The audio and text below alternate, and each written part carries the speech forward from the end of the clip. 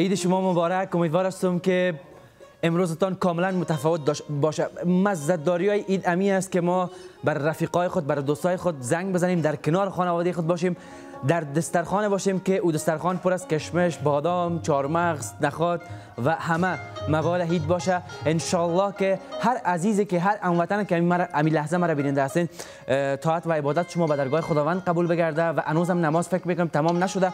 عید بر شما یک بار دیگه مبارک. مهمان داریم که مهمان ما خیلی خاص است، خیلی ویژه است و شما اگر بگویم اینجا را ببینین خب به هر صورت، اما بریم در تصویر میبینیم که مهمان ما بالاخره فعالیت‌هایش چه کرده، بعد در ادامه برنامه ما را همچنان همراهی بکنیم.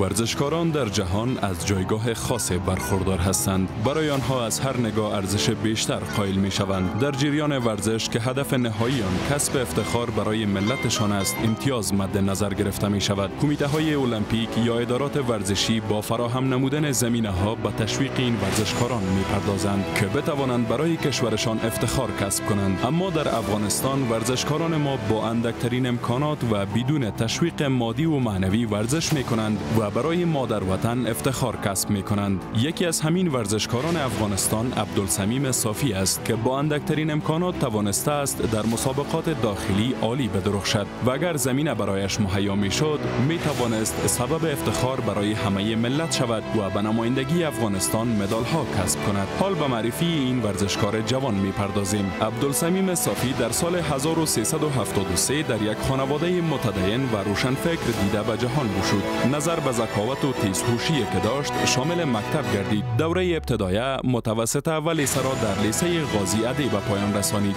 وی در سال 1390 تحصیلات خود را در رشته حقوق و علوم سیاسی آغاز و در سال 1394 به پایان رسانید. سمیم صافی قهرمان حرفه‌ای کیک بوکسینگ بوده و مدال‌های زیاد در کارنامه ورزشیش دارد. همچنان به شکل افتخاری برای خدمت به ورزشکاران کشور در پست‌های مختلف فدراسیون فریزبی افغانستان و سبک پاور پروفشنال کیک بوکسینگ اجرای وظیفه کرده است. وی در ابتدا به شکل آماتور در مسابقات زونی و منتخبه اشتراک می‌کرد و بعدها به شکل حرفه‌ای قهرمان پاور پروفشنال کیک بوکسینگ شد. بیشتر از زبان خود او میشنوید.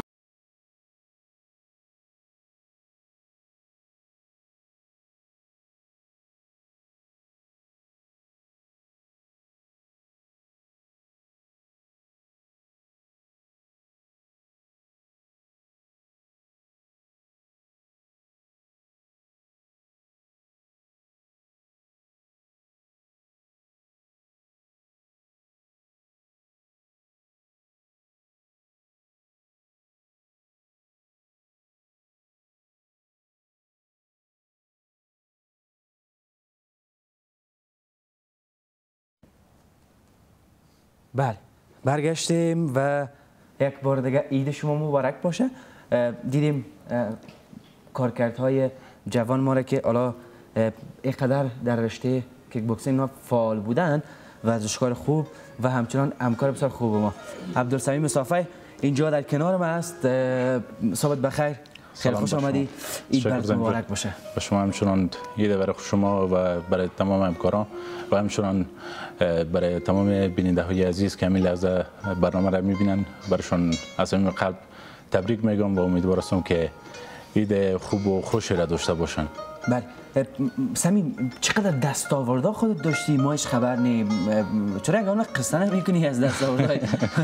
یگان وقتی که تنها ما و سمیم یگان وقت استاد میباشیم تنها، یگان جای باز امی قصه ها میشه، اما باور بگو که هیچ خبر نداشتم از این همه کارهای خوب و عالیت. بیا خودت بگو چطور علاقمند ورزش شدی و حالا این دستاوردها چگونه به دست آمد؟ خب ما سالای 1385 شروع به تمرین کردم. شروعش البته از کانفو بود دیگه. ما با ورزش‌های که زد خور زیادتر داشت، ورزش‌های رزمی علاقه بیشتر داشتم و اون وقت ما شروع کردم به تمرینات خود. شروعش از ما از کانفو بود، پیش استاد خالد ما تمرین میکردم. بعدا یک سال ویشو کار کردم. بعدا دیدم که ویشو نمیشه، باز آمدم کیک بوکس. کیک بوکس شروع کردم. تقریبا چندین سال به شکل آماتور مسابقه کردم و مسابقه آخر به مکان پروفشنال بوده. و این همه دستاوردها من زودتر کدام تقدیرنامه را باید نشان بدم و از مسابقاتت یاد بکو صمیم جان که چقدر مسابقه داشتی تا حالا؟ مسابقه خو زیاد بوده. البته در کل مسابقات ما داخلی است. مسابقات منتخب است، مسابقات تیم ملی است. البته در کنفو هم مسابقه کردیم، در ویشو هم مسابقه کردیم، در کیک بوکس هم مسابقه کردیم و فری فایت هم مسابقه داشتیم. دیگه تقدیرنامه و مدالایی است که از مسابقه ما به دست آوردیم. تمامش پیروزی بوده؟ هیچ شکست در کارنامه خودت نیست؟ طبعا شکست است. هیچ انسان مثلا هر چقدر که موفق بازم شکست میخوره و شکست ها باعث میشه که انسان پیروز و پیروزتر بمانه. پیروزتر بمانه دقیقاً. و چند شکست در کارنامه است؟ خب شکست است ما مثلا شکست خوردیم دوم شدیم یا سوم شدیم. او هم به خاطر این بوده که دکتر مانی شده که ما اوگار شدیم، بعدا دکتر اجازه نداده که من فایت بکنم. چقدر علاقمند به این هستی صمیم که مسابقات خارجی داشته باشی و تا حال کدام تلاش هم کردی برای که مسابقات خارجی داشته باشی؟ طبعا تلاش زیاد کردیم، چون هر مسابقه هم که برابر شده چندین بار دعوتنامه اومده که ما باید مسابقه میرفتیم، ولی اونم پول را که سفر خرچ است و مثلا ما تا به یک کشور دیگر میریم او رو به گردن خودمان انداختن و ما نتونستیم بریم. نسبت به مشکلاتی که هست نشد رفت. صمیم جز از همکارای ما در دفتر هست و صدای خیلی قشنگ داره. صمیم خود که از همکارای ما هستی، چرا قدر قار هستی؟ چرا قدر جدی هستی؟ کلگی میگن چون من نمیفهم کرکترم هم میرخم است یا در یگان محفلم که میرم از من سوالا میکنن چرا قدر قار هستی؟ چرا این رقم است؟ ولی طبعا شاید کرکترم هم رقم باشه. صمیم از طریق ورزش بالاخره چی رو میخوایی بیان بکنی؟ بالاخره کجا رو هدف قرار دادی که بگیری و تا کجای از هدف رسیدی به ورزش؟ خب ما به هدفایی که تعیین کرده بودم نرسیدیم. چون نگذاشتن و ما میخواستم که بسیار پیش برم در ورزش. مسابقات بیرون مرزی داشته باشم داخل افغانستان، بیرون افغانستان افتخار کسب بکنم و در مسابقات بیرنگ سه رنگ افغانستان به اعتزاز در بیارم، ولی نشد متاسفانه. خداوند یک تحفه بزرگی که بر خودت داده صمیم جان، یک صدا هست که جزئی از تحفه هایی است که خداوند بر یک انسان میده و صدای دوست داشتنی، صدای عالی است. چی باعث شد که از ورزش دور باشی و رفیقیت با ورزش کمتر شد و کم رنگ شد؟ خب مشکلات از دیگه، چون ورزشکارا در افغانستان با امکانات ناچیز اینا ورزش میکنن، ورزش پیش میبرن. اکثر ورزشکارا باور بکنین که حتی بانان چای اینا ورزش میکنن. دقیقاً که چه وضعی است. اسپانسر ندارن، تشویق نه مادی است نه معنوی است، اکثرا حق تلفی است. یعنی آخر سبب شد ما دوستای دیگه هم دارم که از فیرا میشناسم که آخرین مسابقه را کردن و کمربند خود کشیدن ماندن و خدافیزی کردن با ورزش. این همه یعنی افتخارات کلش تمامش از جیب خودت بوده شخصی؟ بله مکمل. و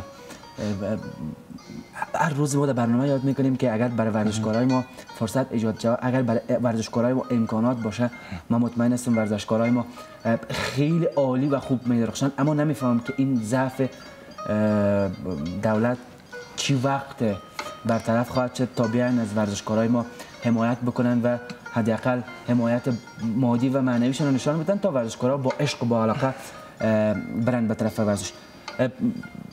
در آخر میخوایم بپرسم که عید چقدر دوست داری و چقدر خوشحال میباشی با آمدن عید؟ عید طبعا کلی دوست داره، کلی خوش داره، ولی اوضاع فعلا قسمی است که اکثر هموطنا از یک طرف کرونا است، از دیگر طرف جنگایی که است و ما از اینجا یک سلام برای نیروهای امنیتی خودم تقدیم میکنم، برای قهرمانان گمنام. امیدوار هستم در هر جایی که هستن خوب سر حال باشن. دیگه اکثرا مردم که در بیرون هستند خوشی ندارن، چون اقتصاد کسایی است که اقتصاد خیلی ضعیف داره، کسایی است که مثلا روز کار میکنه و شب میخوره و این مریضی هم که آمده اکثرا مردم بسیار ضربه زده و امیدوار هستم که از شر مریضی هم خلاص شویم. موسیقی میشنوی؟ بله دوست داری؟ بله بسیار زیاد. بسیار زیاد تشکر از این کامنت صمیم جان. یک موسیقی هم میشنویم از مجتبی جان و از مجتبی جان بسیار تشکر که آمدی. عیدت یک بار دیگه مبارک. از نوازنده های عزیز ما عیدی یک بر ما وعده کردی، حالا نمیشه که ما اونجا بیایم از خودت بگیریم چون صمیم تنهایی مونه، اما بعد از اینکه تمام شد حتما من از پیش خودت دیدی میگیرم. بسیار زیاد سپاس از اینکه آمدین و بعد از آهنگ مجتبی جان سراغ وقفه میریم و در ادامه برنامه باز شما گلبانگ را تعقیب بکنید.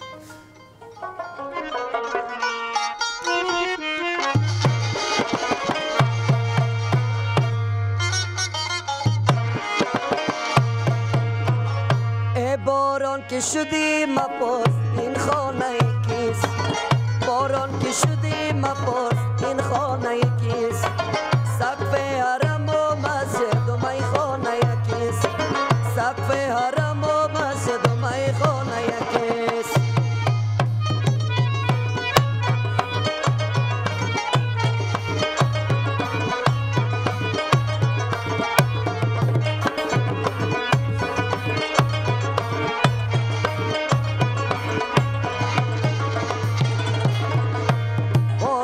شدی پیاله ها را مشمار، باران که شدی پیاله ها را مشمار، جام و قده و کاسه و پیمانه یکیست، جام و قده و کاسه و پیمانه یکیست.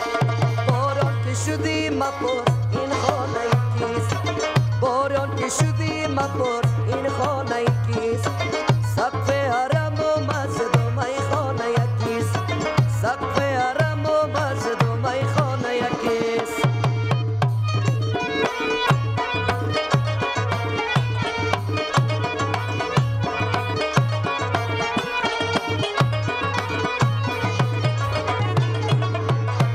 باران تو کی از پیش خدا می آیی، باران تو کی از پیش خدا می آیی، توضیح بدی عاقل و فرزانه یکیست، توضیح بدی عاقل و فرزانه یکیست. ای باران که شدی مپرس این خانه یکیست، باران که شدی مپرس این خانه یکیست، سقف حرم و مسجد و میخانه یکیست، سقف حرم و مسجد و میخانه یکیست.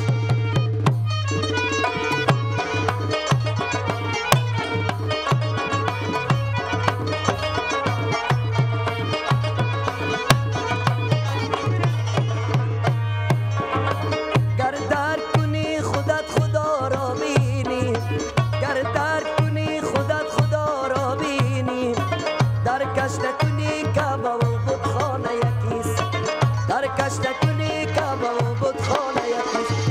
ای باران که شدی